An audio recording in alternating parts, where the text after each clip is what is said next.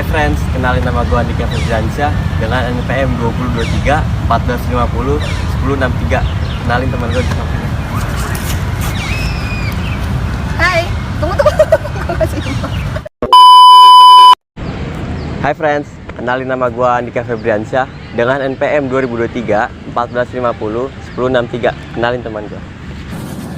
Hai, kenalin gue Jasmine Dwi Sajija dengan NPM 2023 50 1025. Halo teman-teman, kenalin nama gue Laila dari Balisnawati dengan NPM 2023 14 50 1056. Ayo guys. Kami merupakan mahasiswa-mahasiswi Universitas Indraprasta PGRI, Prodi Pendidikan Ekonomi, kelas RI semester 2. Kita akan belajar memahami perkembangan ilmu pengetahuan alam, ruang lingkup IPA, dan mengembangkannya untuk tujuan pembangunan.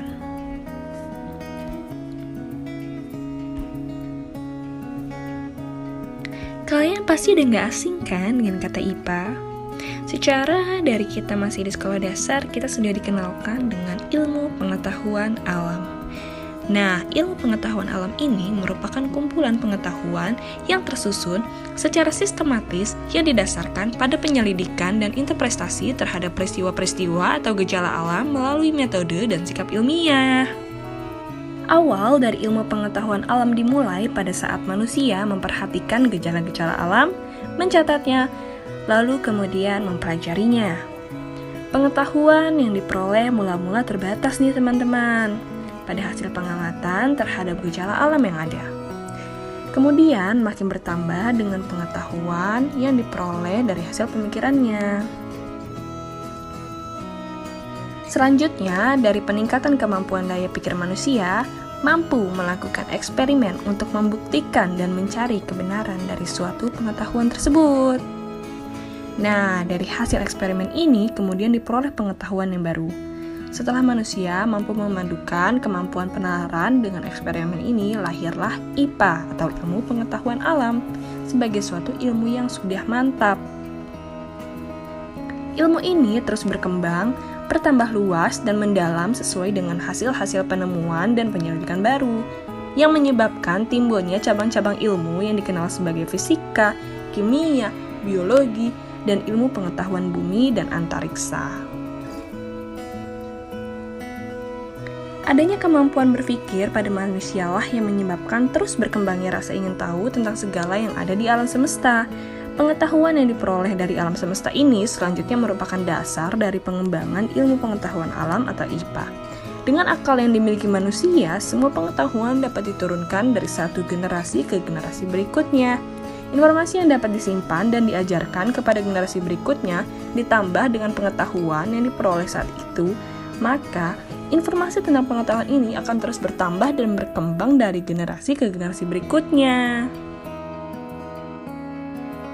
Nah, perkembangan IPA diawali oleh zaman kuno. Manusia telah mengamati dan mempelajari alam sejak zaman kuno. Dan perkembangan awal ilmu pengetahuan alam meliputi penemuan-penemuan dasar seperti konsep tentang gerak planet, hukum-hukum dasar fisika, dan pemahaman tentang sifat-sifat bahan kimia. Selanjutnya, revolusi ilmiah ada di abad ke-16 hingga ke-18. Menyaksikan periode revolusi ilmiah di mana banyak ilmuwan terkenal seperti Galileo Galilei, Isaac Newton, dan Charles Darwin melakukan penemuan dan penelitian yang mendasar. Mereka membantu membentuk fondasi bagi disiplin ilmu pengetahuan alam modern. Lalu, pada abad ke-19 dan ke-20, menyaksikan percepatan dalam perkembangan ilmu pengetahuan alam. Revolusi industri memicu inovasi di bidang teknologi, kimia, dan fisika. Penemuan-penemuan penting seperti teori relativitas Albert Einstein dan teori evolusi Darwin mengubah cara kita memahami alam semesta dan kehidupan. Lalu, teknologi modern berada pada abad ke-20 dan ke-21 adalah era teknologi modern yang didorong oleh penemuan-penemuan ilmiah. Perkembangan dalam bidang komputer, bioteknologi, nanoteknologi, dan teknologi informasi telah mengubah cara kita hidup, bekerja, dan berinteraksi dengan dunia. Yang terakhir ada interdisiplinaritas. yaitu perkembangan ilmu pengetahuan alam saat ini yang cenderung menuju arah interdisiplinitas, di mana ilmuwan bekerja secara lintas disiplin untuk memecahkan masalah yang kompleks. Misalnya, bidang seperti biofisika, bioinformatika, dan ilmu lingkungan mengandung konsep-konsep dari beberapa disiplin ilmu pengetahuan alam untuk menghasilkan pemahaman yang lebih komprehensif tentang fenomena alam. Dan setiap cabang ilmu pengetahuan alam memiliki metode penelitian, konsep, dan aplikasi yang unik. Namun, mereka juga saling terkait dan saling mendukung, terutama dalam konteks penelitian dan pengembangan yang interdisipliner, dengan memahami ruang lingkup masing-masing cabang ilmu pengetahuan alam. Selanjutnya ada ruang lingkup IPA. Yang pertama ada fisika. Fisika adalah cabang ilmu pengetahuan alam yang mempelajari atau memahami sifat-sifat dasar materi dan energi di antara keduanya. Subbidang fisika mencakup mekanika yang mempelajari tentang gerak benda, termodinamika dan elektromagnetisme, mempelajari tentang kalor, lalu optika, cabang fisika tentang karakteristik cahaya, dan yang terakhir ada fisika modern, yaitu fisika kuantum dan relativitas. Selanjutnya ada kimia. Kimia adalah cabang ilmu pengetahuan alam yang mempelajari sifat, struktur, komposisi, dan reaksi materi. Subbidang kimia meliputi kimia anorganik, mempelajari unsur dan senyawa kimia yang bukan merupakan hidrokarbon. Lalu, kimia organik yang mempelajari molekul yang mengandung ikatan karbon, hidrogen atau hidrokarbon, CH, dan reaksi juga transformasinya. Ada kimia fisik, mempelajari tentang komposisi materi. Dan terakhir ada biokimia, mempelajari proses kimia yang terjadi dalam tubuh makhluk hidup. Ada biologi. Biologi adalah cabang ilmu pengetahuan alam yang mempelajari kehidupan dan organisme. Subbidang biologi mencakup biologi seluler, struktur dan fungsi sel, biologi molekuler, genetika dan biokimia, lalu biologi evolusioner, yaitu teori evolusi, ada ekologi, yaitu interaksi organisme dengan lingkungan, dan banyak lagi. Ruang lingkup IPA terakhir yaitu ilmu bumi. Ilmu bumi adalah cabang ilmu pengetahuan alam yang mempelajari planet bumi, termasuk bahan, struktur, proses, dan sejarahnya. Subbidang ilmu bumi meliputi geologi, yaitu struktur dan sejarah bumi, meteorologi, yaitu cuaca, lalu oseanografi, yaitu lautan, dan astronomi, luar angkasa.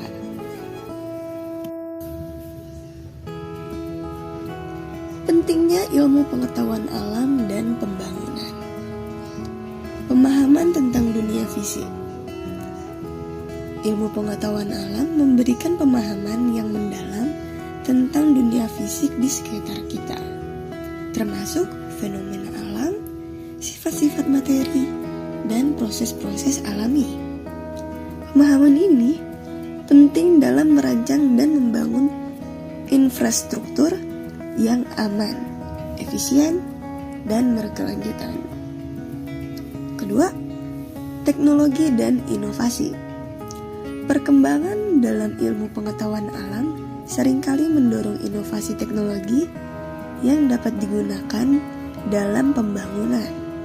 Contohnya, penemuan dalam bidang fisika telah memungkinkan pengembangan energi terbarukan. Sementara penelitian dalam kimia telah membantu menghasilkan bahan-bahan bangunan yang lebih kuat dan tahan lama. Yang ketiga, kesehatan dan kesejahteraan.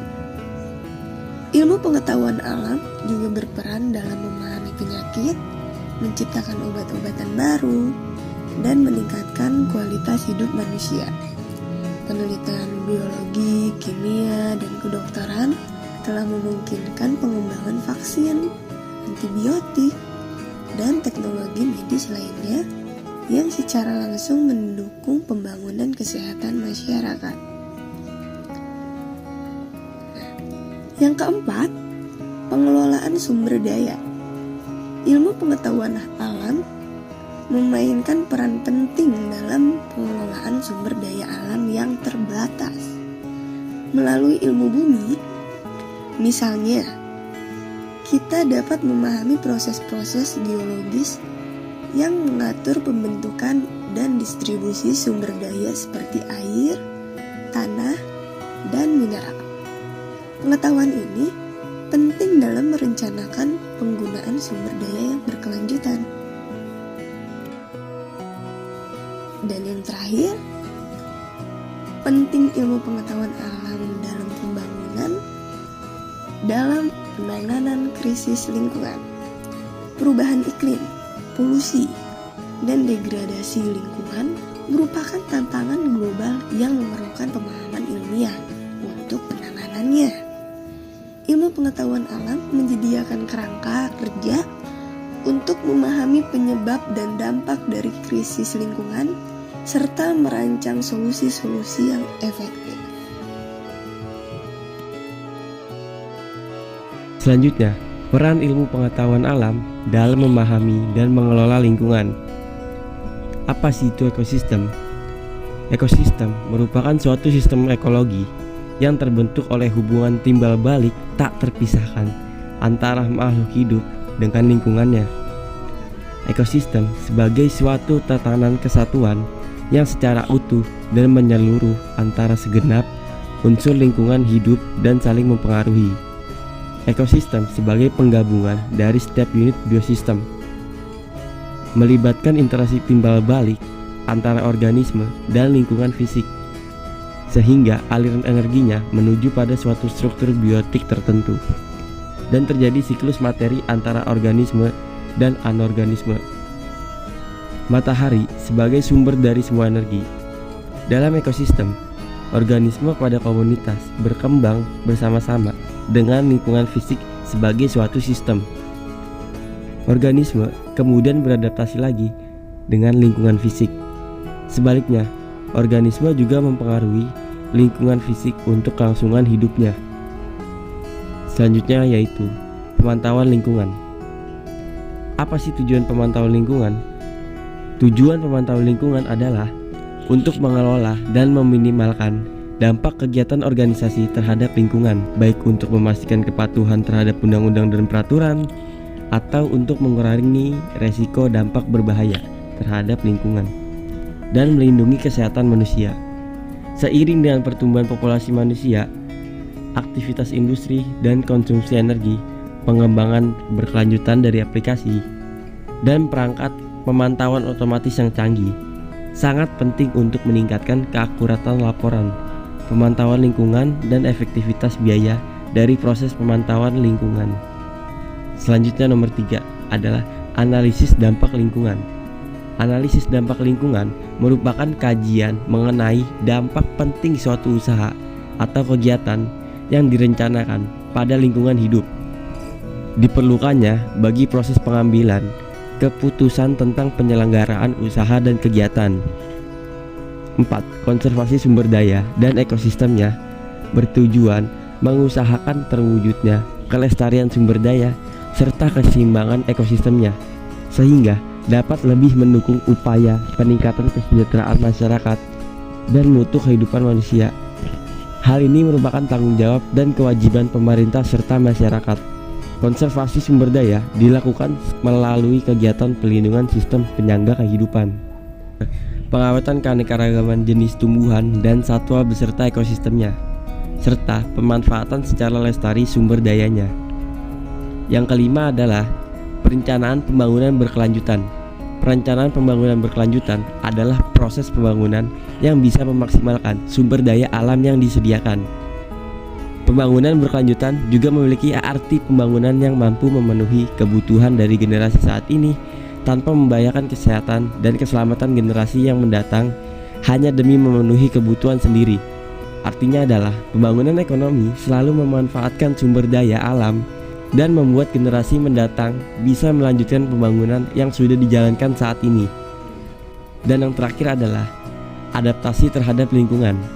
Adaptasi terhadap lingkungan adalah variasi atau perubahan yang berguna dan dapat diwariskan dalam bentuk fungsi dan perilaku yang membantu suatu organisme untuk menyesuaikan diri dengan baik dan berhasil dalam lingkungannya. Misalnya, beruang kutub menghentikan semua aktivitas tubuhnya di musim dingin untuk mempertahankan tingkat metabolisme yang rendah dan hidup dari simpanan lemak.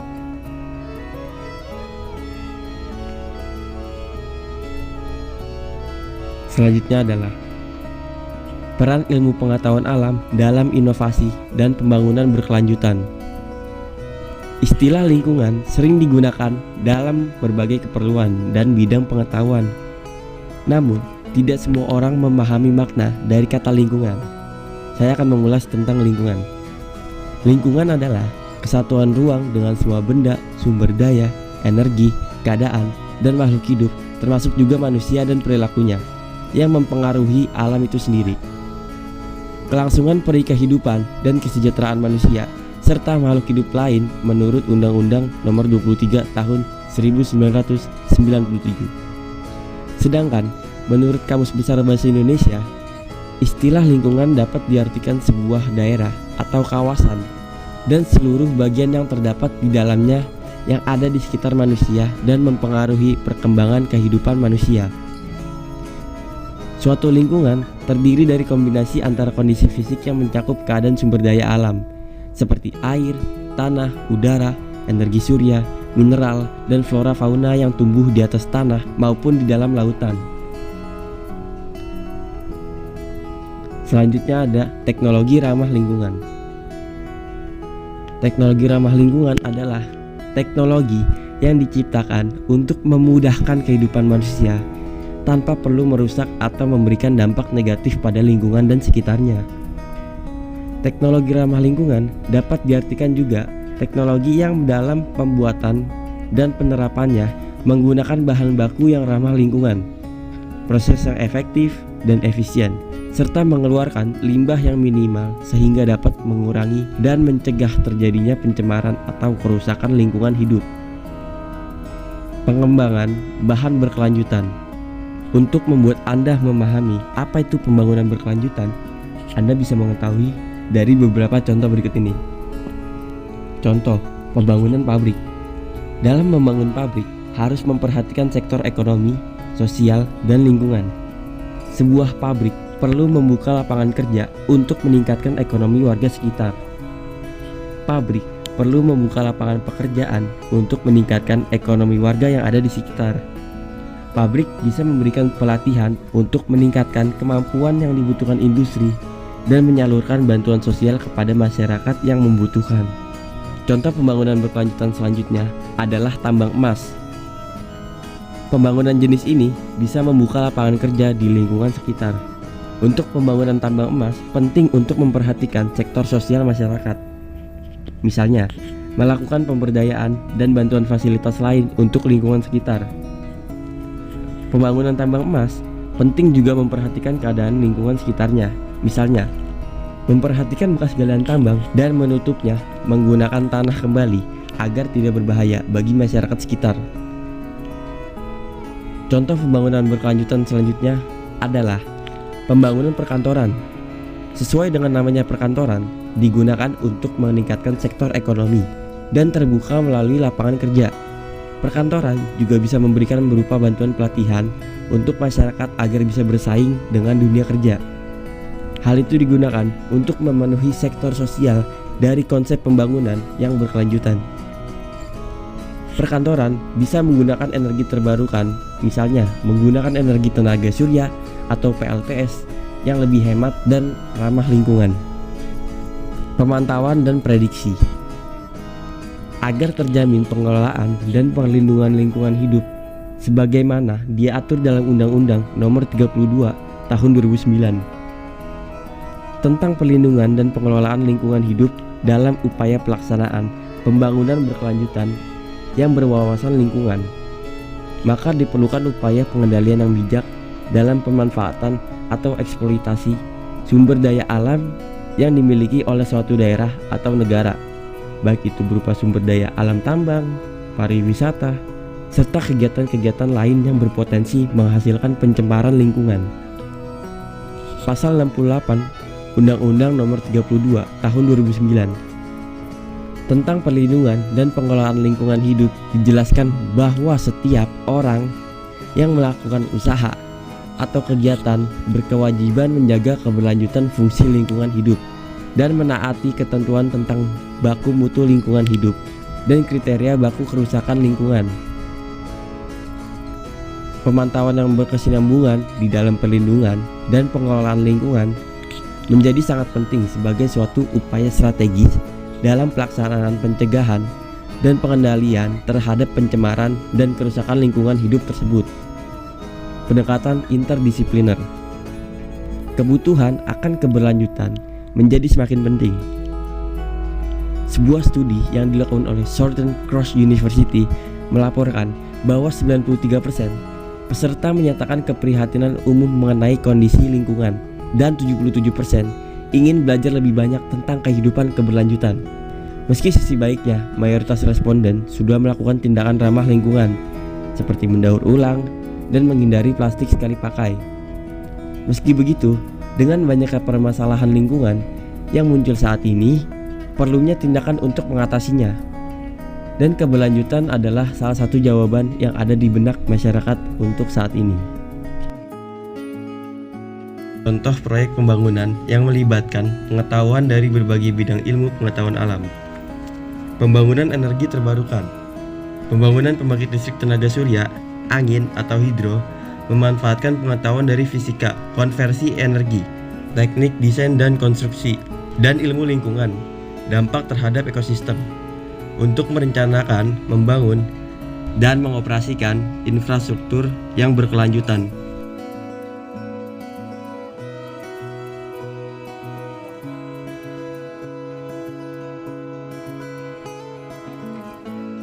Nah, banyak sekali kan manfaat dari ilmu pengetahuan alam.